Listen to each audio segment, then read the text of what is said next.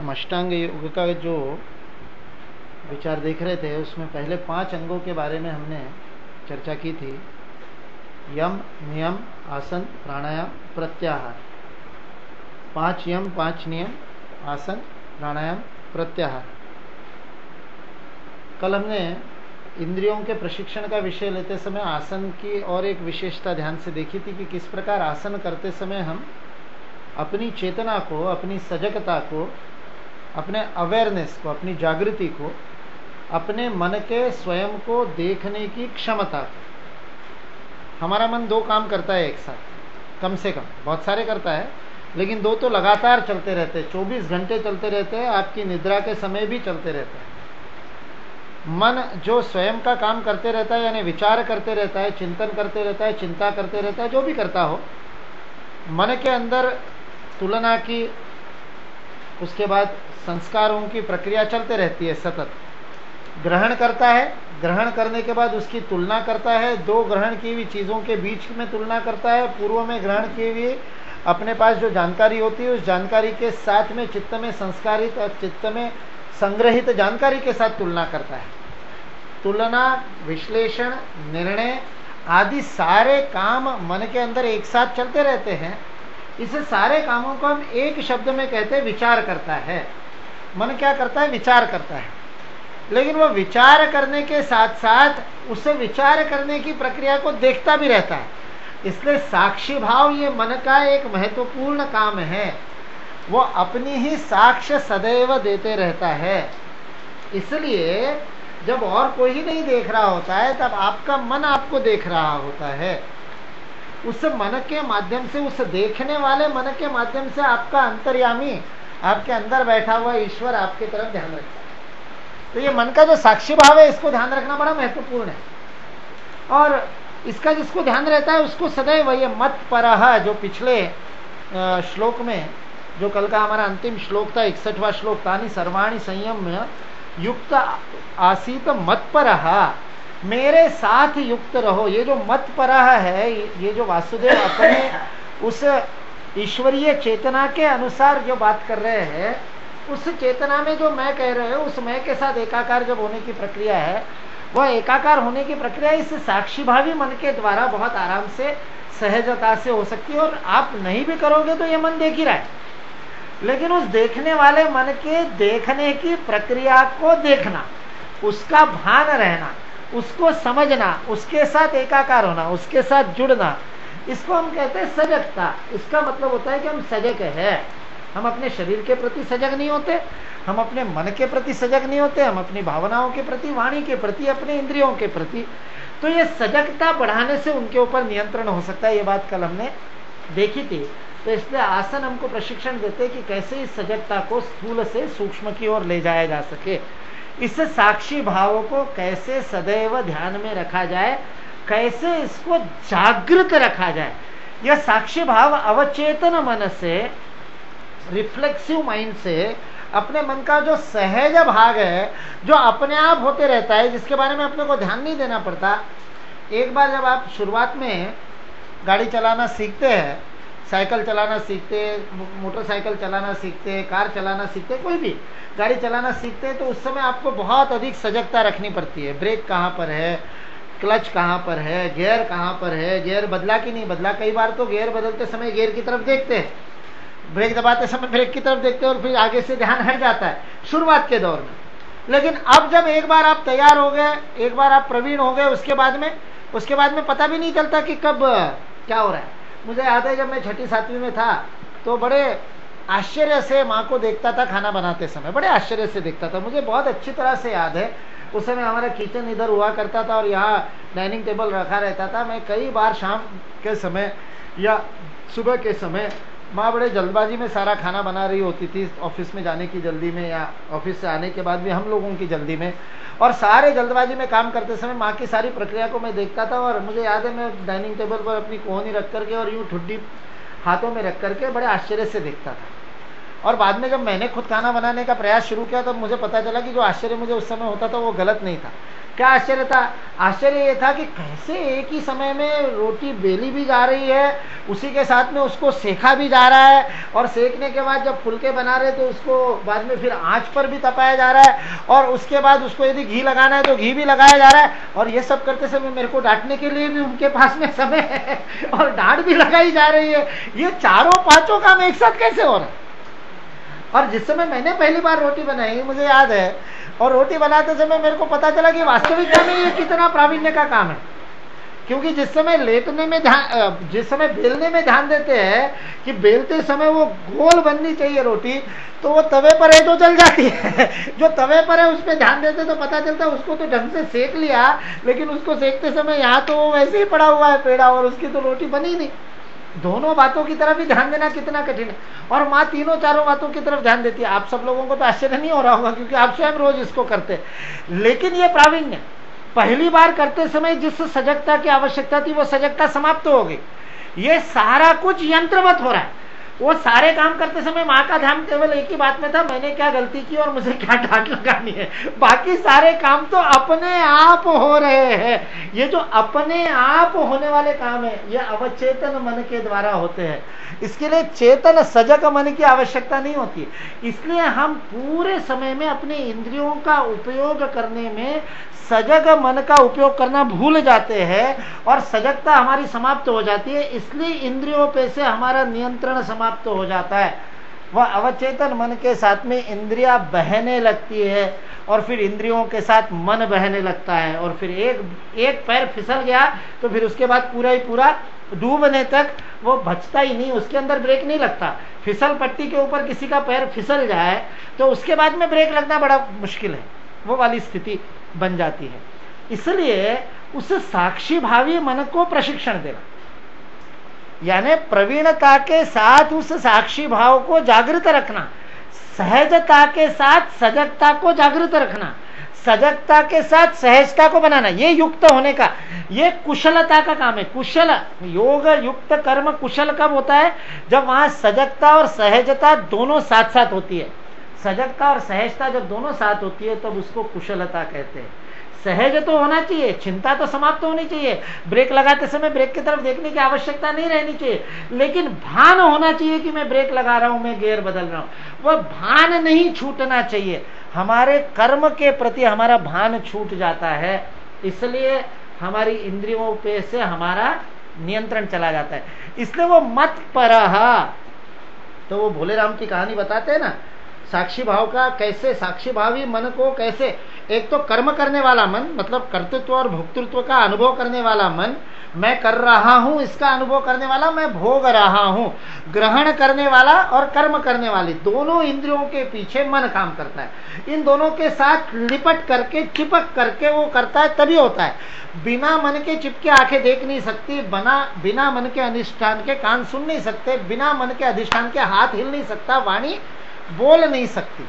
इसलिए कर्म का, कर्तृत्व का बोध और भोक्तृत्व का भोग, विषयों के भोग का बोध, कर्तृत्व भोक्तृत्व के बोध को करने वाला कर्मीय मन, उसके अलावा कर्म करने वाला मन, उसके अलावा उसको देखने वाला मन, जिसको साक्षी भावी मन कहते हैं, उसके लिए दूसरा नाम है हमारी आध्यात्मिक साधना में। और उस सारे को लेकर के एक बड़ा संप्रदाय, एक बड़ा पंथ खड़ा हो गया, उसको कहते हैं उदासीन भाव। इसलिए उदासीन भाव की साधना करने वाले बहुत सारे सन्यासी, सारे जितने नागा साधु है ना, वो सारे नागा साधु उदासीन अखाड़े के साधु है। वो उदासीन अखाड़ा पूरी तरह से एक बहुत बड़ा एक उदासीन आश्रम हमारे संत संप्रदाय में सन्यासियों में विकसित हुआ, जो इस केवल साक्षी भाव की साधना करते हैं। भगवान बुद्ध की पूर्ण साधना साक्षी भाव की साधना है, इसलिए उसको नाम दिया उन्होंने विपस्यना। श नहीं है, आजकल वो शुद्धिकरण कर देते पाली का और विपश्यना बोलते हैं उसको, और विपश्यना के शिविर लगते हैं। भगवान बुद्ध का शब्द है विपस्यना, स को श को स ही बोलते हैं पाली में। विपस्यना, विपस्यना मतलब क्या? विशेषत्वेन पश्यति, विशेष रूप से देखना अपने आप को। भगवान बुद्ध उसकी परिभाषा करते हैं कि तुम्हारा ध्यान लग गया, कब होगा? वो कहे सारे विचार मिट गए और कालातीत हो गए। भगवान बुद्ध का ध्यान ये नहीं है। बुद्ध का ध्यान क्या है? बुद्ध कहते हैं जिस समय आपकी सजगता 1 सेकंड के 600वें हिस्से में जागृत रह पाती है, 1 सेकंड के 600वें हिस्से में क्या घटित हो रहा है। हमारी कालगणना में उसको निमिष कहते हैं। एक निमिष में क्या हो रहा है, यानी पलक झपकने में जितना समय लगता है उतने समय में क्या हो रहा है, इसका यदि भान आप रख सको तो आपका बोधि हो गई। आपको वहां ध्यान की स्थिति को कहते हैं, समाधि की स्थिति को बुद्ध की साधना परंपरा में बोधि कहते हैं। तब आप बोधि की स्थिति को प्राप्त कर पाए, तब आपकी बुद्धि जागृत हो गई, ऐसा मानते हैं। वो साक्षी भाव की साधना। भोलेराम की कहानी आपने सुनी होगी कि भोलेराम जी आश्रम में रहते होते, बड़ा भोला था इसलिए उसको भोलाराम कहा करते थे, और बड़ा सहज था, बड़ा ही सरल था। बाकी सारे शिष्य उसकी बहुत उसके बारे में मजाक उड़ाते थे, उसके ऊपर हंसते थे, उसको कभी गंभीरता से नहीं लेते थे। लेकिन गुरु का वो बड़ा लाडला था। आश्रम के जो गद्दीधारी गुरु थे, और उनका बड़ा लाडला होने के कारण वो हमेशा इसकी तरफ ध्यान देते थे। तो शिष्यों को लगता था कि ये तो बड़ा भोला है, इसको कोई अकल नहीं, जो गुरुजी सिखाते हैं उसको याद नहीं रहता, वही श्लोक दूसरे दिन उसको समझ में नहीं आता, फालतू फालतू के प्रश्न पूछता है, जो सहजता से समझ में आने वाली बात है उसके बारे में भी ये प्रश्न पूछता है, और गुरु को उसके प्रश्न बड़े मजेदार लगते हैं, बड़ा आनंद आता है, बड़ा रस लेकर के उसके प्रश्नों का उत्तर देते हैं। कुछ गड़बड़ है ये गुरु का। और गुरु को समझ में आ गया बाकी सबके मन में ईर्ष्या हो रही है इसके प्रति मेरे लगाव को देख करके। तो गुरु ने एक दिन सबकी परीक्षा लेने का तय किया ताकि भोलेराम को भी पता चले। गुरु को प्रसाद में कुछ आम की टोकरी मिल गई होगी, उन्होंने सबको आम बांट दिए और कहा आम खा लो, और कहा केवल एक ही बात है, ये प्रसाद का आम है, इसलिए इसको खाने से आपको बहुत जबरदस्त लाभ होगा, लेकिन तब लाभ होगा जब आप इसको ऐसे ऐसे खाओगे कि कोई और इसको देख ना पाए। कोई और देख लेगा तब मत खाना, और कोई और नहीं देखता हो ऐसे एकांत में जाकर के खा लेना, सबसे छुपा करके खाना, ताकि तुमको इसका पूरा पुण्य मिले। सब लोगों ने ढूंढान करके जगह खोज करके खा गए। बोले राम जी शाम तक आम हाथ में लेकर के घूमते रहे, सुबह का दिया हुआ शाम, और शाम तक नहीं खाया। शाम की प्रार्थना के बाद सब बैठे तो सबने कहा कि अरे तुमने आम नहीं खाया? गुरु ने कहा, भोलेराम को पूछा आम नहीं खाया? बोले खा नहीं खा पाया मैं। बोले क्यों नहीं खा पाया? बोले आपने ऐसी शर्त डाल रखी जब कोई ना देखी तब खाना। तो बोले तुमको ऐसी कोई जगह नहीं मिली, कोई एकांत नहीं मिला? बोले नहीं मिला, मेरे को कहाँ से एकांत मिला? तो गुरुजी ने दूसरे को पूछा तुमने कहा क्या? बोले मैं जंगल में चला गया था और पेड़ के पीछे छिप करके खा लिया। किसी ने कहा मैं पेड़ के ऊपर चढ़ गया था ताकि नीचे तो कोई देख भी सकता है, ऊपर तो कोई नहीं देखेगा। किसी ने कहा मैं मंदिर में चला गया और हनुमान जी की मूर्ति के पीछे छिप करके खा लिया। ऐसे सबने अपनी अपनी जगहें बताई। तो गुरुजी ने कहा इतनी सारी जगहें थी, तुम इतनी सारी जगह में से भोलेराम जी तुमको कोई नहीं मिली, तुम क्यों नहीं खाया?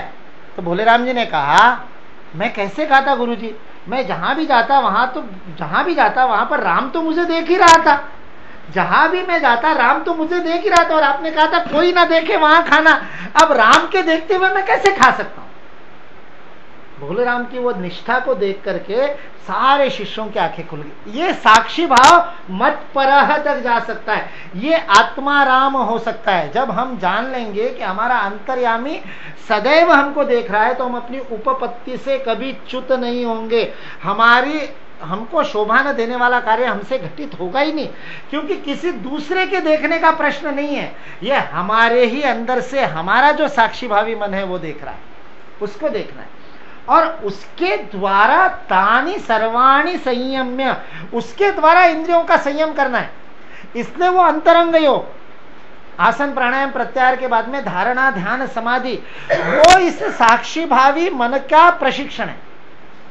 परसों मैंने बताया था कि संयम, या कल बताया था कि संयम का अर्थ जो है वह पारिभाषिक भाषा में, योग की टेक्निकल भाषा में संयम का अर्थ होता है जब धारणा ध्यान समाधि एक स्थान पर केंद्रित हो जाए, एक विषय पर केंद्रित हो जाए, तब उसको संयम कहते हैं। जो सामान्य शब्दावली में हम मन को नियंत्रित करने का, नियमित करने का, उसको रोकने को, संयम शब्द का अर्थ ही हमने ले लिया रोकना, कम करना। ज्यादा करता है तो उसको कहते हैं इसका संयम नहीं है। कितना टीवी देखना इसका संयम नहीं है, कितना खाना इसका संयम नहीं है। और संयम है मतलब क्या? वो अपने आप को रोक सकता है, अपने आप को नियंत्रित कर सकता है, कंट्रोल कर सकता है, ये अर्थ नहीं है। संयम का अर्थ है मन के नियंत्रण में इंद्रियों का होना, मन के इस साक्षी भाव को जीवित रखना, उससे अपने आप उसकी मात्रा और गुणवत्ता दोनों के ऊपर, क्वालिटी एंड क्वांटिटी, आहार की क्वालिटी और क्वांटिटी दोनों पर नियंत्रण अपने आप हो जाएगा। पर वो साइड इफेक्ट है, वो लक्षण है, उसको करने से मन नियंत्रित नहीं हो जाएगा। मन को जागृत करने से, मन को संयमित करने से इंद्रियां नियंत्रित होंगी। इंद्रियों को नियंत्रित करने से या आहार को कम करने से जबरदस्ती। इसलिए भगवान श्री कृष्ण तीसरे अध्याय में जाकर के कहते मिथ्याचारस्य उच्यते। जिस समय इस प्रकार से बाहर से इंद्रियों को पक्का पकड़ करके बैठ गया और अंदर में वही विचार चल रहा है, वही मजे ले रहे, तो फिर ये तो मिथ्याचार है, ये तो झूठा आचरण है, मिथ्या आचरण है, अंदर कुछ बाहर कुछ, इस प्रकार की ये प्रक्रिया हुई। इसलिए संयम कैसे करना, तो उसके लिए हम धारणा ध्यान समाधि को थोड़ा सा समझ लेते, तो ये हमारा 61वां श्लोक बहुत अधिक स्पष्टता से हमको समझ में आ जाएगा। धारणा का अर्थ होता है किसी एक समय में एक स्थान पर अपने मन को केंद्रित करना, एकाग्र करना। देश काल बंध चित्तस्य धारणा, यह महर्षि पतंजलि की धारणा की परिभाषा है।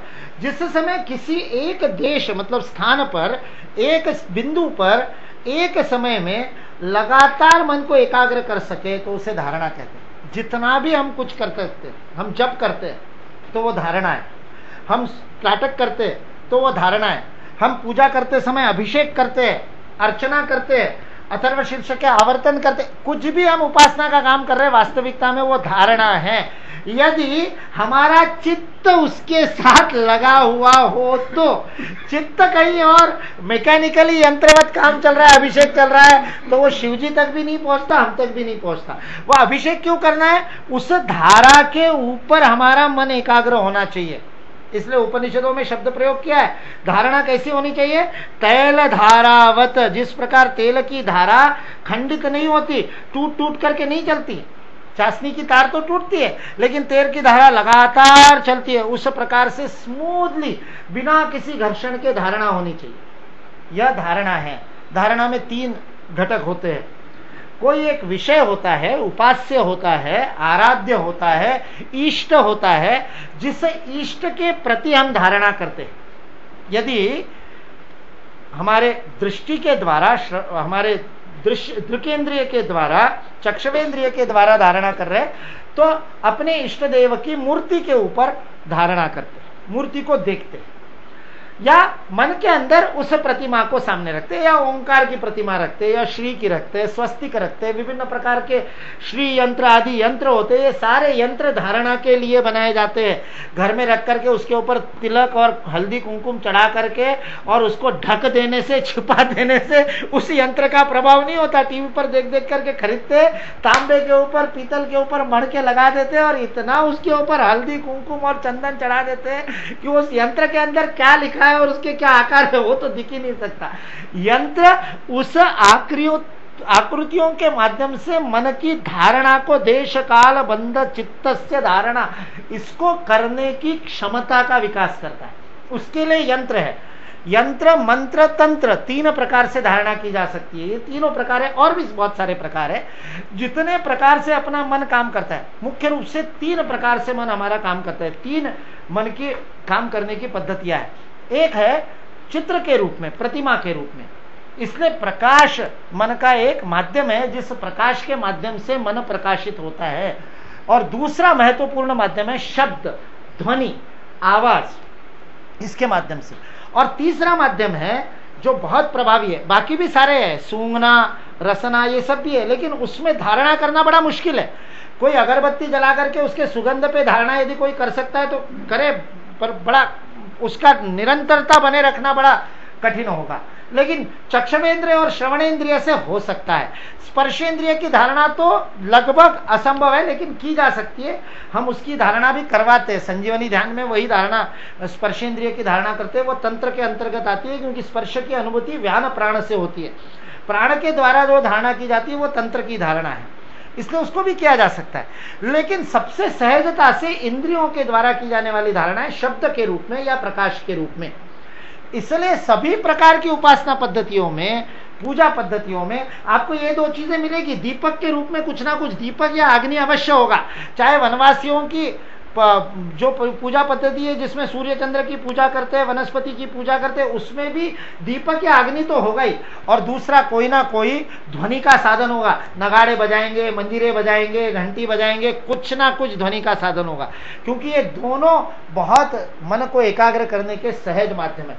तीसरा जो सबसे महत्वपूर्ण है वह है भाव। भाव के स्तर पर मन को एकाग्र करना।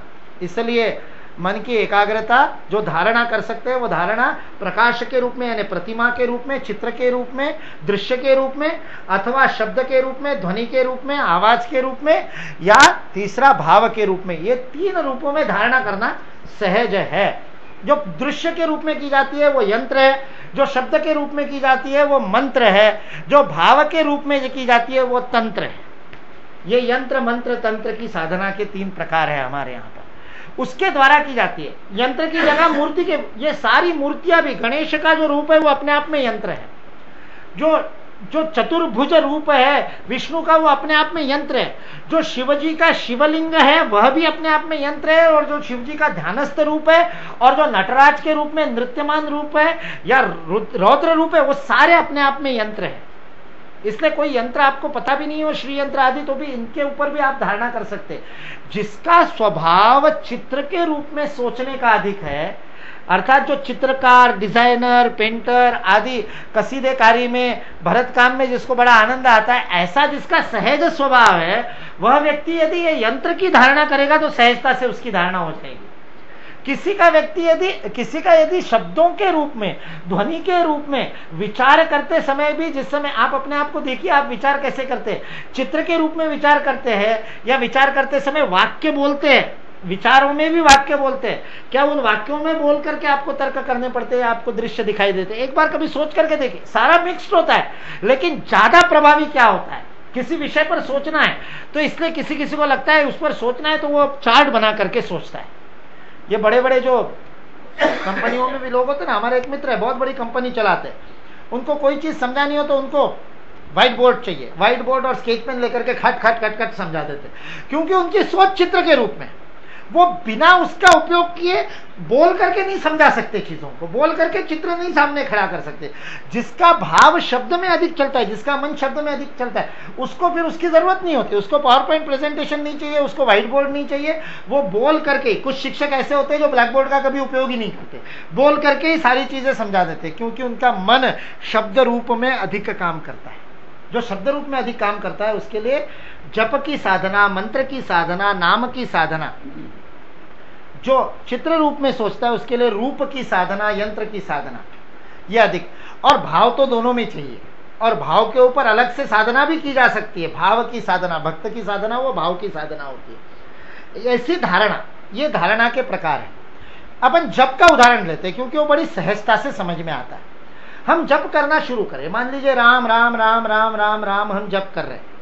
अब ये जप करना धारणा है, तो मैं जप कर रहा हूं, तब जप करते समय मैं राम राम राम राम राम बोलता हूं, तो इसमें 3 बातें आती है। एक तो मेरा उपास्य है, आराध्य है राम, उस राम के लिए मैं जप कर रहा हूं, तो एक हुआ उस जप का आराध्य उपास्य विषय, ऑब्जेक्ट, जहां तक इस जप को मुझे पहुंचाना है। दूसरा मैं हूं जो जप कर रहा हूं, मेरे अंदर ये भाव है, ये अहंकार है, ये अस्मिता है, ये जानकारी है, ये भान है कि मैं जप कर रहा हूं, मैं राम राम राम राम राम बोल रहा हूं, चाहे मन में बोलूं चाहे जोर से ना बोलूं, लेकिन मुझे भान है।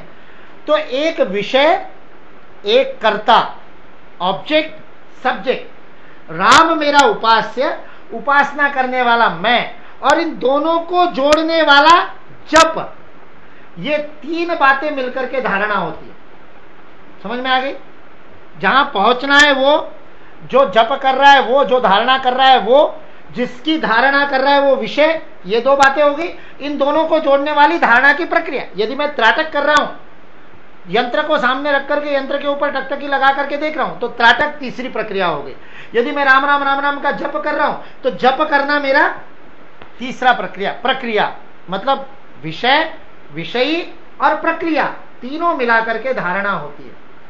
इन तीनों में से जब प्रक्रिया हट जाती है, जब जप मैं कर रहा हूं, यह भान समाप्त हो जाता है और केवल जप रह जाता है, यानी राम है और मैं हूं। बीच में जो जप करने में जो प्रयत्न लग रहा है, मैं खुद होकर के जप कर रहा हूं, वो समाप्त हो जाता है और अपने आप जप होने लगता है। तब वो ध्यान की स्थिति है। 3 में से एक गायब हो गया, बीच की प्रक्रिया गायब हो गई, दोनों का मिलन हो गया, विषय विषयी का मिलन हो गया, वो ध्यान है। और जिस समय विषय भी समाप्त हो जाए और सिर्फ राम ही बचता है, बस तू ही और कोई नहीं, ये जब स्थिति बन जाए, जब मैं हूं ही नहीं केवल तू ही है, ऐसी जब स्थिति हो जाती है तो वो समाधि की स्थिति होती है। जब मैं भी हट जाता है तब वो समाधि की स्थिति होती है। और ये तीनों जब एक साथ एक विषय पर होने लग जाते हैं तो वो संयम की स्थिति, तब उसको कहते हैं संयम। धारणा, ध्यान, समाधि तीनों एक विषय पर, तीनों राम में हो जाए, तब तीनों ओंकार में हो जाए, तीनों गुरु में हो जाए, चाहे जो आपका उपास्य, आपका इष्ट, आप अनादि निराकार की कर रहे हो तो भी कोई दिक्कत नहीं, निर्बीज समाधि तक पहुंचोगे। लेकिन वही साधना, वह तीनों जब एकत्रित होते तब संयम होता है। तानि सर्वाणि संयम्य, ये संयम करने की ये विधि है धारणा, ध्यान, समाधि वाली। इसलिए इंद्रियों का उपयोग ढंग से, भान के साथ, प्रशिक्षण के साथ, सजगता से, बिना किसी तनाव के यानी सहजता से करते हुए धारणा, ध्यान, समाधि को हम अपने जीवन में सहजता से अनुभव कर सकते हैं। सहजता से, ये बड़ा कठिन नहीं है, बहुत सहज है, बहुत थोड़े से अभ्यास से हो सकता है। नियमित रूप से 5 मिनट रोज करने लग जाओ, 7 दिन के अंदर आपका ध्यान लगने लग जाएगा। इतना सहज है। और आपका मतलब कोई आप विशेष लोग हो इसलिए नहीं, दुनिया का कोई व्यक्ति आ जाए उसका लग जाएगा, किसी भी आयु का हो, कितना भी चंचल मन का हो, यदि 7 दिन लगातार अभ्यास कर ले इस वैज्ञानिक पद्धति से, उसका ध्यान लग जाएगा। गारंटी है, बिल्कुल गारंटी, ब्राउन पेपर पे लिख करके दिया जा सकता है। इतने लाखों लोगों के साथ मैंने ये प्रयोग किया, उसके बाद में इतने दावे के साथ ये बात मैं कह सकता हूं। इसलिए उसके द्वारा इंद्रियों का संयम होता है, तब वह मत्परः उस साक्षी भावी मन को जागृत कर सकता है, उस अवचेतन मन को चेतन भान के साथ में काम में लगा सकता है, तब वो मत्परः हो सकता है। तब उस व्यक्ति की प्रज्ञा प्रतिष्ठित कही जाती है। क्योंकि भगवान श्री कृष्ण कहते हैं ऐसा यदि नहीं कर पाए, यदि वो साक्षी भाव चला जाता है, यदि वो साक्षी भाव करने वाले मन को हम सुला देते हैं, उस अवचेतन मन के प्रति हमारा भान नहीं रहता, वो अपने आप उस बात को करता है लेकिन हम उसको नोटिस नहीं लेते हैं, तब क्या होता है? भगवान श्री कृष्ण कहते हैं तब पतन का मार्ग प्रारंभ होता है। उस सीढ़ी को अगले 2 श्लोकों में बताया। ध्यायतो विषयान पुंसः संगस्तेषुपजायते। जब इस ध्यान को, इस धारणा को, इस संयम को मत परा होने की जगह विषय परा हो जाती है, विषयों के ऊपर हो जाती है, संकुचित हो जाती है, संकीर्ण हो जाती है, कामनाओं के द्वारा हो जाती है, तब क्या होता है? तब वो कहते हैं आपको पता भी नहीं चलता और आप उसी के अंदर रम जाते हो और उन विषयों का रस लेने लगते हो, और उस विषयों का रस लेते समय आपको उसके अंदर रस लेते समय उसमें आपका ध्यान लग जाता है, और ध्यान लगते लगते उसके ऊपर ध्यान देते देते उसके बारे में सोचते सोचते रस ले भी नहीं रहे, खा भी नहीं रहे, लेकिन उसके बारे में सोच रहे। उसे सोचने मात्र से उसके साथ संग हो जाता है, उसके साथ आसक्ति हो जाती है, उसके साथ चिपक जाते हैं, तृष्णा पैदा होती है। उससे सोचने मात्र से लगता है और ले लूं, मिल जाए तो कितना मजा आ जाए, इस प्रकार के मन में भाव आने लगते हैं। फिर उसके बाद आसक्ति हो जाती है, उसके ऊपर अपने को चाहिए ही, इस प्रकार की लिप्सा उत्पन्न होती है, और वो सारी पिपासा, लिप्सा, अपेक्षा ये सब आ जाने से वो भगवान श्री कृष्ण कहते हैं संगात संजायते कामः। उस संग के द्वारा कामना उत्पन्न होती है, इच्छा उत्पन्न होती है कि मैं पालू इसको। कामात क्रोधो भी जायते, काम से क्रोध होगा ही। कामना सदा पूर्ण हो ही नहीं सकती, कोई कामना ऐसी नहीं जो हमेशा पूर्ण हो जाए, इसलिए कामना के पूर्ण नहीं होने से क्रोध होगा ही। कामना के पूर्ण नहीं होने से मतलब वो चीज नहीं मिलेगी ऐसा नहीं है, चीज मिलने के बाद भी क्रोध हो सकता है। कई बार होता है हमारे साथ में, हम जो मांगते हैं वो हमको मिल जाता है, लेकिन पहली बार मांगते ही क्यों नहीं मिला, इस बात से क्रोध हो जाता है। 4 बार क्यों कहना पड़ा। हम रोज घर में होने वाली घटना है, छोटी छोटी बातों पर हमको जो क्रोध आता है, पहले क्यों मना कर दिया। बच्चा आपसे नाराज हो जाता है, अच्छा अब आपने मना कर दिया, अब नहीं लूंगा, और फिर अपन उसको मनाते। कामात क्रोधो भी जाए थे, काम से क्रोध होगा ही, मिले चाहे नहीं मिले। केवल नहीं मिलने से क्रोध होता है ऐसा नहीं, कामना की पूर्ति से भी क्रोध हो सकता है, क्योंकि कामना है तो क्रोध उसके अंदर जाएगा। और क्रोध क्या करता है, बोले क्रोध आपको मूर्ख बना देता है। क्रोधात् भवति सम्मोहः, भ्रम हो जाता है। क्रोध में समझ समाप्त हो जाती है, क्रोध से जो चीज जैसी है वैसी दिखाई नहीं देती, इसलिए हम अपने अंदर जो भाव होता है उसको दूसरों के ऊपर आरोपित करते। क्रोध में हमेशा ये होता है, उसने इसीलिए किया होगा।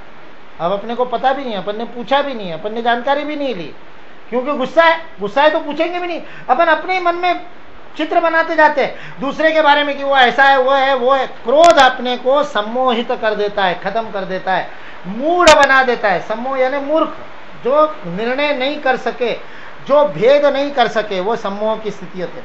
और इसलिए सम्मोह के कारण क्या होता है, बुद्धि समाप्त हो जाती है, तुलना करने की क्षमता समाप्त हो जाती है। जब सम्मोहात स्मृति विभ्रमा, उससे पहले स्मृति समाप्त हो जाती है। तुलना किससे करेंगे, स्मृति से।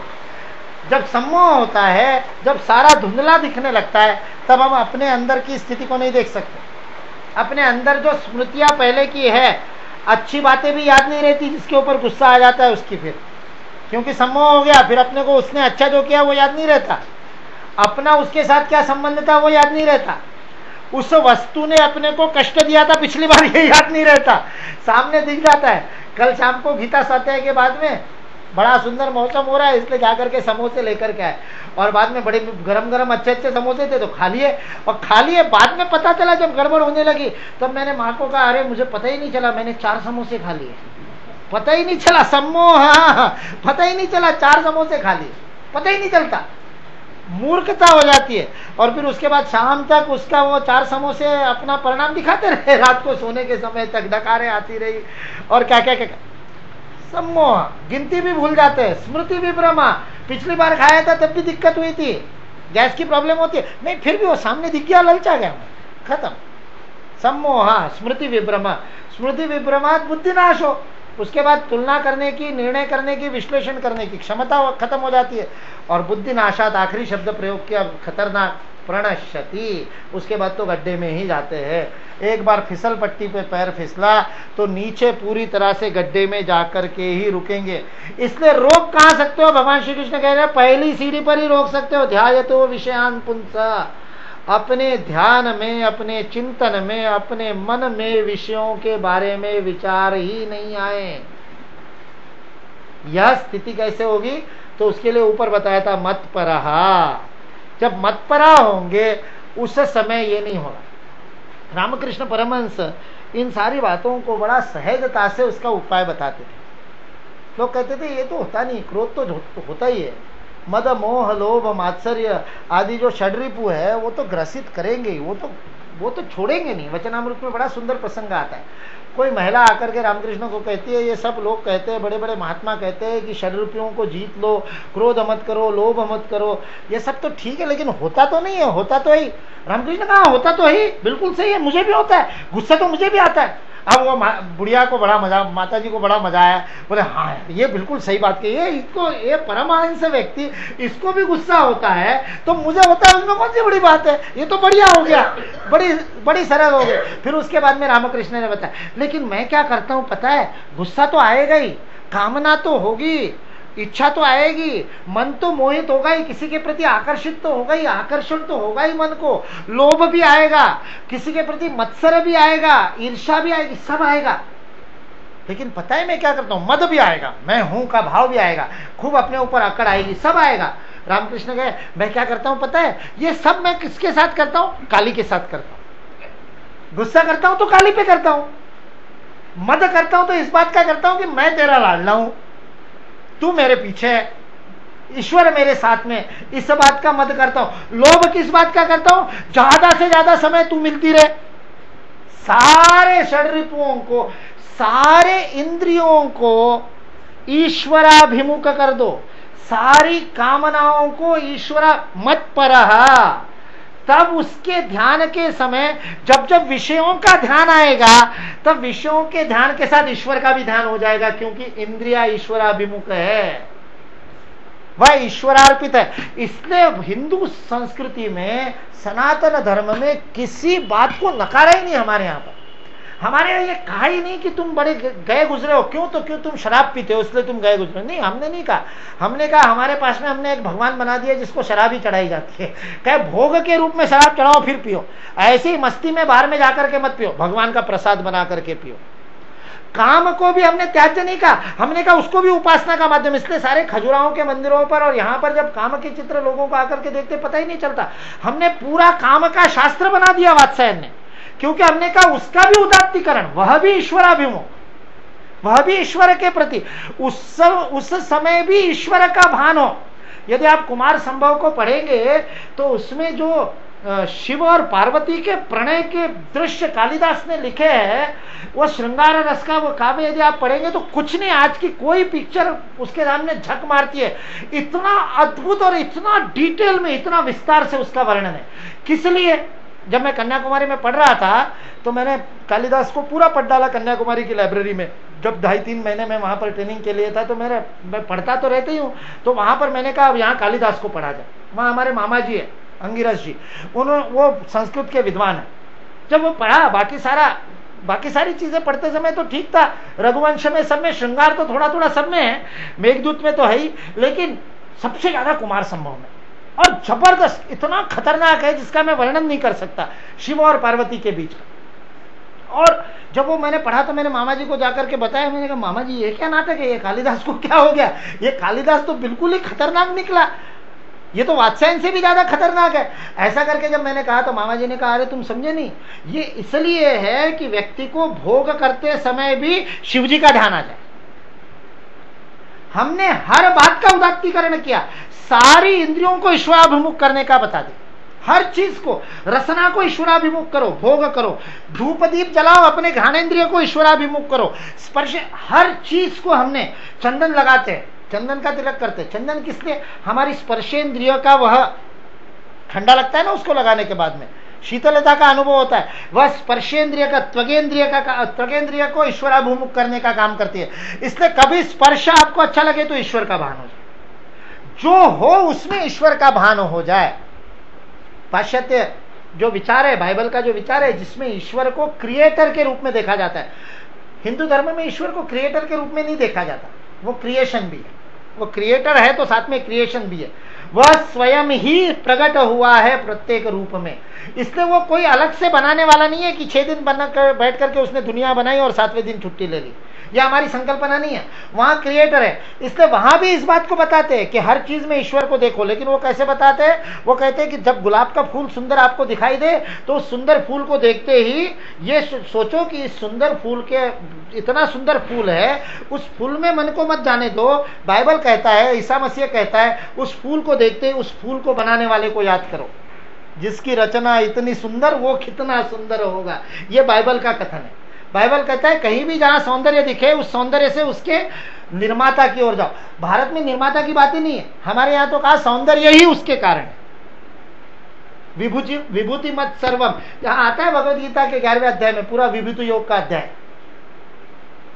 सारे अध्याय में वो बताते हैं कि कैसे वो विभूति, ये भी मैं हूं, वो भी मैं हूं, सब में जो भी कुछ भी अच्छा है वो ईश्वर है, वो अच्छा ईश्वर के रूप में प्रकट होती है। इसलिए इंद्रियों को मतपरह करना, इस तब क्या होगा, तब ध्याय तो विषयान पुंस होगा ही नहीं, ध्यान विषयों का नहीं होगा, विषयों को मन देखेगा और विषयों को देखते ही ध्यान किसका होगा, ईश्वर का होगा, क्योंकि सारी इंद्रियों को हमने मतपरह कर दिया, ईश्वराभिमुख कर दिया।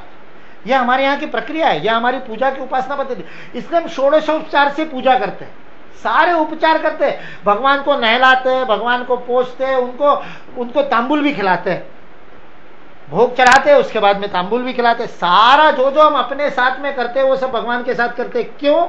ताकि हम नहाते समय हमको भी याद आ जाए, ये जैसे ईश्वर का हम उसको नहला रहे थे ना भगवान को, वैसे हम भी नहा रहे हैं। यानी अपनी प्रत्येक प्रक्रिया को भी अपने लिए है ही नहीं, या किसी निम्न बात के लिए है ही नहीं, किसी दूसरे को आकर्षित करने के लिए है ही नहीं, ईश्वर के लिए ही है। सब कुछ ईश्वर के लिए है, सब कुछ ईश्वरार्पित हो जाए, फिर ध्याय तो विषयान पुंस होगा ही नहीं, फिर आगे की फिसल पट्टी पर नहीं जाएंगे, जिस समय वो मत पराह हो जाएगा। इसलिए वो मत पराह जब नहीं होता है तब ये होता है, तब बड़े बड़े विद्वानों का भी और बड़े बड़े सिद्ध योगी पुरुषों का भी मन हरंति प्रसभम मना, ये तब संभव हो सकता है।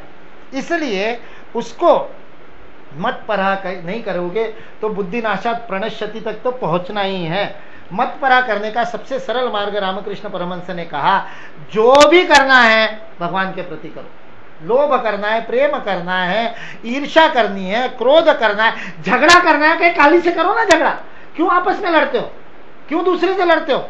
अपने घर में लड़ने की जगह भगवान से लड़ो, काली से लड़ो। उसको कहो कि मैं इतने दिनों से तेरी भक्ति कर रहा हूं, तू दर्शन नहीं देती, कैसी माँ है तू? लड़ो ना उससे, गुस्सा करो, गुस्सा करना है उसके ऊपर करो।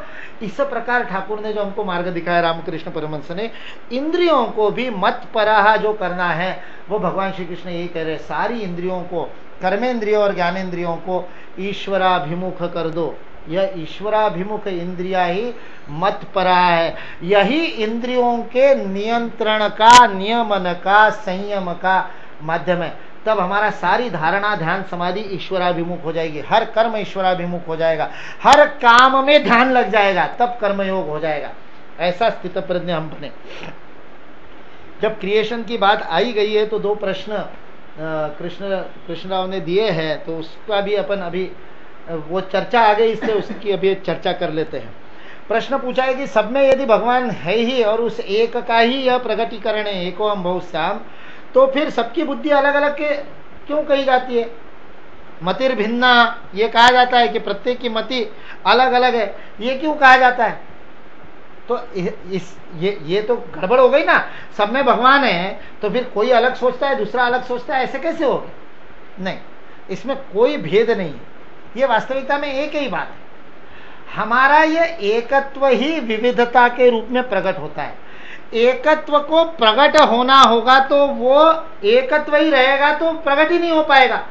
प्रकटता भेद के कारण ही है, भेद के कारण ही कोई चीज व्यक्त होती है। भेद नहीं होगा तो व्यक्त नहीं हो सकता। इसलिए वो भेद ही हमारे क्रिएशन का, हमारे सृजन का कारण बनता है। हम है भू, इसलिए भूत कहते, भूत मात्र, प्राणी मात्र, भूत मात्र, जीव, ये सारी जो बातें, सारे जो शब्द आए, ये बने हुए। अगर बने हैं तो वो विशिष्ट होंगे, उसमें विविधता होंगी। विविधता के बिना वो अलग नहीं हो सकते। जिस दिन ये विविधता का बोध समाप्त हो जाता है, उस दिन हम एग्जिस्ट ही नहीं करते, उस दिन हम रहते ही नहीं है, अस्तित्व में ही नहीं रहते। इसलिए विविधता ही उसका प्रमाण है कि ये जो क्रिएशन है, ये जो बना हुआ है, ये ईश्वरीय है। ये ईश्वरीय होने का प्रमाण ही विविधता है। मनुष्य यदि बनाएगा तो उसमें विविधता होना मुश्किल होगा। वो एक जैसा बनाएगा। दो टेप रिकॉर्डर बनेंगे, एक जैसे बनेंगे। दो घड़ियां बनेगी, एक कंपनी बनाएंगी, मशीन बनाएगी, एक जैसी घड़ी बनाएगी। ईश्वरीय रचना एक जैसी नहीं होगी। ईश्वरीय रचना विविध होगी, क्योंकि वो रचना है, वास्तविकता में नकल नहीं है। ये नकल है, एक प्रोटोटाइप बन गया और उसकी नकल है। यांत्रिकता से जो बनाया जाता है वो नकल है, वो असल नहीं है। असल तो वो है जिसमें वैविध्य है, जिसमें सृजन है, जिसमें नावीन्य है, जिसमें नवीनता है। इसलिए वो नवीनता ही भिन्नता के रूप में, नानात्व के रूप में, भिन्नता के रूप में अपने आप को प्रकट करती है। उस भिन्नता के अंदर छिपे हुए एकत्व को देखना, इसको भक्ति कहते हैं। भक्ति का नाम ये है। इसलिए वो भगवान श्री कृष्ण कहेंगे, आगे गीता में श्लोक आता है, अविभक्तम विभक्तेषु, विभक्त के अंदर जो अविभक्त हो जाता है, समय प्रिया, वो मेरा प्रिय भक्त है, वो मुझे प्रिय होता है। क्यों? क्योंकि वो भक्त हो गया। जब वो अलग अलग को देखता है तो वो विभक्त है। उस विभक्त के अंदर के ईश्वर को जो देखने लगता है वह है। इसलिए ये जो नानात्व है, ये नानात्व को हिंदू धर्म इसको बहुत सहजता से स्वीकार करता है। केवल स्वीकार नहीं करता, उसका उत्सव मनाता है, उसको आनंद से, इतनी विविधता के साथ उस आनंद को हम स्वीकार करते हैं, क्योंकि हमको पता है ये विविधता ईश्वरीय है। यही ईश्वर का रूप है। यही सिद्ध करता है कि ये ईश्वर ही अपने आप को प्रकट कर रहा है। यदि मनुष्य ने किया होता तो इतनी विविधता नहीं हो सकती है, हर चीज।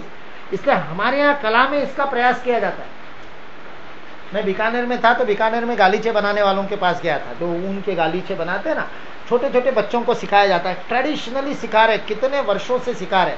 कई उनमें से मुसलमान बन गए गालीचे बनाने वाले, और धर्म परिवर्तन कर दिया। उसके बाद में गणेश जी की पूजा करके ही पहला गालीचा बनाते। बच्चे को जब दीक्षा दी जाती है, गणेश पूजा करके दीक्षा दी जाती है, नाम के लिए मुसलमान है, नाम के लिए यूसुफ है। और वो जो पहला गालीचा बनाने को निकलता है, तो इसको एक छोटा सा गालीचा बनाना होता है भगवान के आसन के लिए। 1 फीट बाय 1 फीट का गालीचा, पहला गालीचा किसी भी बच्चे को, और वो 8-9 साल का होता है तभी उसको ये काम बताया जाता है कि ये गालीचा बनाओ। तो जब वो गालीचा बनाने के लिए जाता है तो उसका पिता उसको क्या दीक्षा देता है? उसका पिता इसको देता है कि सबसे पहले तू खुद का डिजाइन बना। तो इतने दिनों से, बचपन से वो घर में गालीचे बनते हुए देखता है तो उसको लगता है वो देखा हुआ डिजाइन में कॉपी कर लूं। जब जब वो कॉपी करता है तब तक उसको दीक्षा नहीं मिलती। उनको कहते हैं नहीं, ये तो, अरे ये तो पहले ही बनाया था ना, ये तो तेरे ताऊजी ने बनाया था, ये तो तेरे परदादा का बनाया हुआ डिजाइन है, ये 24वीं पीढ़ी पहले बना हुआ डिजाइन है। वो डिजाइन लेकर के पिता बनाता है, ये 24 पीढ़ी पहले तेरे जो दादा के दादा के दादा के दादा थे उन्होंने बनाया था, तेरा डिजाइन कहाँ है? नया क्रिएट करो, नया बनाओ। जिस दिन वो नया बनाता है उस दिन उसकी दीक्षा होती है, जिस दिन वो स्वयं की नई रचना करता है। ये अपने अंदर के ईश्वरत्व को प्रकट करने की तरीका है, सृजन उसका तरीका है। इसलिए हम जो सृजनशील कलाओं का, 64 कलाओं का भारत में आजकल एजुकेशन के नाम पर हम सबको एक साँचे में ढालने में लग गए, और इसलिए कलाएं हमारी समाप्त हो गई, कलाओं का महत्व समाप्त हो गया। स्कूल में एक कोई पीरियड बना बता देते, बाकी सारे विषयों के रटंतु विषयों के बीच में एक विषय कोई क्रिएटिव आर्ट्स का होता है, उसके अंदर बेचारे वो शिक्षक की जितनी क्षमता होती है उतना वो करा देता है। लेकिन प्रत्येक के अंदर जो 64 कलाएं, उन सारी 64 कलाओं का विकास होना उसके व्यक्तित्व का विकास है। इसलिए प्रत्येक को उन 64 कलाओं का प्रशिक्षण दिया जाता था, प्रत्येक को, हर व्यक्ति को, एक को भी नहीं। उसके अंदर ये नहीं था, भेद नहीं था, विकल्प नहीं था, कोई नहीं करेगा, अपवाद नहीं था। ये उस नाविन्य का पूजन है, ये उस ईश्वर का जो अलग अलग मतिर भिन्ना, प्रकृति भिन्ना, पिंडे पिंडे मतिर भिन्ना। पिंड प्रत्येक अपने आप में विशिष्ट है, वास्तविकता में विशिष्ट है, यूनिक है, एक जैसे दो नहीं है। यह जो ईश्वरत्व है, ये ईश्वरत्व का ही प्रकटीकरण है कि वो यूनिक है। ईश्वर जब प्रकट होता है तभी वो यूनिक होता है, मनुष्य के प्रकट होने में नहीं होता है। इसलिए मनुष्य उसको यूनिकनेस के साथ कर सके, ऐसा प्रयास हमने सारी कलाओं में किया। सारी कलाओं में यही चीज मैंने चंदेरी की साड़ियों को जब मध्य प्रदेश में देखा था, वहां भी देखा, वहां भी 13 साल की आयु में दिया जाता है प्रशिक्षण, और उसको सबसे पहले खुद का डिजाइन बनाना पड़ता है, खुद का छापा अलग बनाता है वो, फिर वो खुद लकड़ी से उस छापे को कोर करके बनाता है। यानी वो चंदेरी की सिल्क बनाने वाला व्यक्ति, उसको सिल्क बनाने की सारी प्रक्रिया तो बताई जाती है, लेकिन छापे बनाने की प्रक्रिया, उसको सुतार काम आता है, उसको बुनना आता है। एक बच्चा, 13 साल के बच्चे को सब सिखाया जाता है, और उसके बावजूद उसको किसी का रिपीट नहीं करना है, खुद का नया बनाना है। यदि उसने गलती से रिपीट कर दिया और ये कह दिया कि ये तुम्हारे फलाने रिश्तेदार का है, वो उस पीढ़ी में हुआ था, वो फलाने जाति के लोग बनाते, ये अपनी जाति का डिजाइन है ही नहीं। देखिए नवीनता कैसे बनाए रखी। ऐसे जब बताया जाता है तो वो लड़का यदि ये प्रूव कर दे कि नहीं, मैंने आज से पहले ये डिजाइन देखा नहीं था, मैंने तो अपने ही मन से बनाया, तो मान लिया जाता है कि ये नया है। देखा नहीं है ना, तो फिर ये उसके लिए नया है, तो फिर उसको दीक्षा दी जाती है। फिर उसने ये चोर रास्ते भी निकलने लगे, डिजाइन देखा नहीं है तो बना लिया तो चल जाता है। कभी कभी क्रिएटिविटी नहीं होती, फिर भी अपने बच्चे को बनाना है कारीगर, तो ऐसे हो जाता है। अन्यथा तो पहले तो ऐसी व्यवस्था थी कि जो नया नहीं बना सकता वो कारीगर नहीं बनता था, वो फिर मजदूरी करता था। सिर्फ उसके जो अलाइड काम होते थे, ऊन निकाल करके लाना, उसके लिए ऊन के लिए भेड़ों को चराना, भेड़ों को पालना, ऐसे बहुत सारे काम है। मिट्टी को बनाना पड़ता है, गालीचे बनाने के लिए मिट्टी बनती है, उस मिट्टी से वो ऊन को सानना पड़ता है, वो सारी मजदूरी उससे करवाते थे। कारीगर तो वही बनेगा जो नया काम करता है, क्योंकि ईश्वरत्व उसके अंदर प्रकट हो रहा है। इसलिए ये जो नानात्व है, ये जो विभिन्नता है, ये जो विविधता है, ये जो मतिर भिन्ना है, ये भी वास्तविकता में ईश्वरत्व का रूप है। वही सिद्ध करता है कि उसके पीछे एक है। वे भेद के कारण ही हम एकत्व को जान सकते हैं। दूसरा प्रश्न पुनर्जन्म के बारे में है।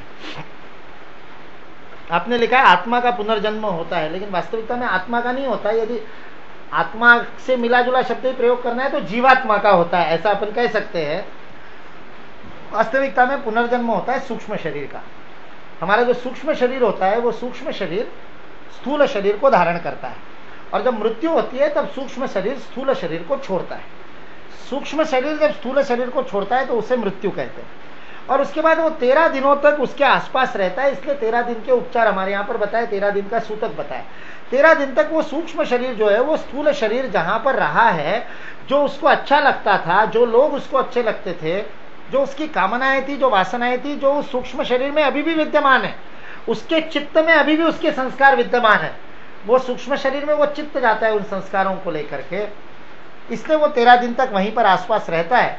इसलिए 13 दिन में उसके बारे में सारी बातें होती है, 13 दिन के उपचार होते हैं। 90वें दिन के बाद उसकी सारी प्रक्रिया करते हैं हम, उसके एक एक शरीर को धारण करने के दृष्टि से अंग उसको धारण कर सके, इसलिए वो पिंडदान होते हैं। अलग अलग जो पिंडदान होते हैं उसमें वो पूरा व्यवस्थित, यदि आपने कभी उसको ध्यान से सुना हो, अक्सर तो हम मंत्रों को सुनते नहीं है इसलिए हमको पता नहीं चलता, लेकिन ध्यान से सुनते हैं तो उस समय हमको पता चलता है कि वो बताता है कि पैर तैयार हो, ऊरू तैयार हो, वो उदर तैयार हो, वक्ष, ऐसे एक एक के लिए वो पूरे मंत्र होते हैं। उसके लिए एक एक पिंड रखा जाता है, 9 पिंड जो रखे जाते हैं वो पूरे शरीर के अंगों को बनाने के लिए। ये क्या बनाना मतलब उसको नया शरीर, स्थूल शरीर धारण करने की शक्ति प्रदान करने के लिए ये होते हैं। वो स्थूल शरीर को धारण करता है, उसको पुनर्जन्म कहते हैं टेक्निकली। तो इसलिए आत्मा पुनर्जन्म नहीं लेता है, स्थूल शरीर पुनर्जन्म लेता है। और वो जब तक ये चित्त के अंदर का बैंक बैलेंस खत्म नहीं होगा, उसका जीरो नहीं हो जाएगा, चित्त के अंदर संस्कारों के 2 खाते चलते रहते हैं, सुकृत दुष्कृते। अपन ने देखा था सुकृत का भी खाता चलते रहता है, दुष्कृत का भी चलते रहता है, दोनों एक दूसरे को कैंसिल नहीं करते। ये बात समझ ले। पाप पुण्य के बारे में सुकृत दुष्कृत को हम पाप पुण्य कहते हैं, और हमारी एक गलत फहमी है पुण्य करने से पाप मिट जाएंगे। नहीं, बिल्कुल नहीं। ईसाइयों के मिटते होंगे ईसाई मुसलमानों के मिटते होंगे क्योंकि उनके भगवान अलग है, उनकी गणना अलग होगी, पता नहीं। वैज्ञानिक नहीं है।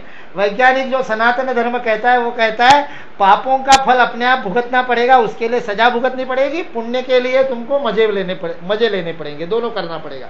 दोनों को अलग अलग भोग करके समाप्त करना पड़ेगा, एक के करने से दूसरा नहीं मिटेगा। इसलिए दोनों को अलग अलग करके जब जिस दिन हिसाब खत्म हो जाएगा उसके बाद में जहाँ कहा ना कि जन्म, फिर वो बंधन नहीं रहेगा, उस जन्म बंधन से तुम मुक्त हो जाओगे, उस चक्र से मुक्त हो जाओगे। ये उसकी प्रक्रिया है। इसलिए संस्कारों को, नीच संस्कारों को अच्छे करना वगैरह ये प्रक्रिया नहीं है। नीच संस्कारों को भोग लेना बिना किसी हिचकिचाहट के, बिना किसी शिकायत के, बिना किसी मन में उद्विग्नता के, यदि हम अपने को प्राप्त भोगों को भोग लेते हैं तो उससे नया संस्कार नहीं पैदा होता। जिस समय अपनी बिना किसी त्रुटि से अपने को कोई सजा मिलती है, कोई कष्ट मिलता है, जिस कष्ट में अपनी कोई गलती नहीं, अपन ने देख करके ध्यान रख करके चले नहीं और पैर गलत जगह पड़ गया और मुड़ गया और कहना कि मेरा पूर्व जन्म का कोई भोग था वो कट गया ये तो इसी जन्म का कर्म है कि गड्ढे में पैर डाला, ये तो पिछले जन्म का नहीं है, ये अभी गड्ढे में पैर डालने का फल है। लेकिन बिना किसी खुद की गलती से यदि आपके ऊपर कुछ कष्ट आते हैं, यदि आपके ऊपर कुछ, इसलिए हमारे यहां पर कहते हैं ना किसी के मृत्यु की खबर उड़ गई तो उसकी आयु बढ़ गई, ये इस प्रकार की जो बातें है ना, या किसी के ऊपर गलत आरोप लग गया, झूठा आरोप लग गया, तो हमारे यहाँ ये मान्यता है कि ठीक है, मजा आ गया, बढ़िया हो गया, बहुत सुंदर। इस जन्म में तुमने गड़बड़ नहीं की थी ना, गलती नहीं की थी, फिर भी तुम्हारे ऊपर गलत आरोप लग गया ना, इसका मतलब तुम्हारे पिछले जन्मों के कट गए, ये पिछले जन्मों की कुछ सजा है वो भुगत रहे। यदि इस बोध से इसको आगे वाले श्लोक में 64वें श्लोक में, ये 64वें श्लोक के साथ जुड़ा हुआ है, इसलिए इसको आगे वाले श्लोक में इस बुद्धि को प्रसाद बुद्धि कहा है। जो कुछ भी मिलता है उसको प्रसाद बुद्धि से ग्रहण करो। जैसे ये दुष्कृत के बारे में वैसे सुकृत के बारे में भी, मेरे किसी प्रयास के बिना मुझे मिला, मैं ऐसे माता पिता के घर में पैदा हुआ जहां से मेरे को इतने अच्छे संस्कार मिले, ऐसे घर में पैदा हुआ जहां पर अभाव नहीं है। दुनिया में 15 करोड़ भारतवासी ऐसे जी रहे जिनको 2 समय खाने को रोटी नहीं मिलती है।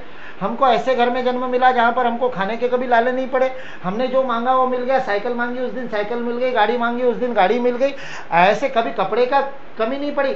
तो इसमें तो मैंने तो कुछ नहीं किया ना इस जन्म में, ये तो मेरा इस जन्म, तो ये पिछले जन्म के मेरे सुकृत का फल है। यदि यह ध्यान में रखा जाए तो मद नहीं चढ़ेगा, और यदि मद नहीं चढ़ेगा तो सुकृत कर जाएंगे। यदि मद चढ़ गया, पुलिस वाले ने पकड़ लिया तो तू जानता नहीं मैं किसका बेटा हूं, तो गया काम से तो नया कर्म क्रिएट कर दिया, नया संस्कार क्रिएट कर दिया। तू जानता नहीं, अरे बेटा तू भी नहीं जानता था तू किस बाप के घर पैदा होने वाला है, तेरे हाथ में थोड़ी था किस बाप के घर में पैदा होने वाला, और आज उसको लेकर के तू अपने आप की ठसन दिखाता है। इसलिए उसमें भी प्रसाद बुद्धि, इसलिए उसमें भी प्रसाद बुद्धि, उसमें भी ये संतोष। इसलिए जो मिला है उसमें प्रसाद बुद्धि को रखने से ही संस्कार कटते हैं, चाहे अच्छे हो चाहे बुरे हो, सारे संस्कारों को खत्म करना है, उनको समाप्त करना है, इन दोनों बेड़ियों को काटना है वास्तविकता में। इसलिए निष्काम भाव से कर्म करना, ताकि पिछले कटते जाए और आगे वाले जुड़े नहीं, आगे वाले उसके अंदर ऐड नहीं हो, आगे वाला खाता उसके अंदर खाता बंद हो जाए, उस खाते में और कुछ ऐड नहीं हो। यह निष्काम कर्म का उद्देश्य है। प्रसाद कैसे प्राप्त होता है, प्रसाद का क्या अर्थ है, कल देखेंगे। सर्वे भवन्तु सुखिनः, सर्वे सन्तु निरामया, सर्वे भद्राणि पश्यन्तु, मा कश्चित् दुःखभाग् भवेत्। ओम शांति शांति।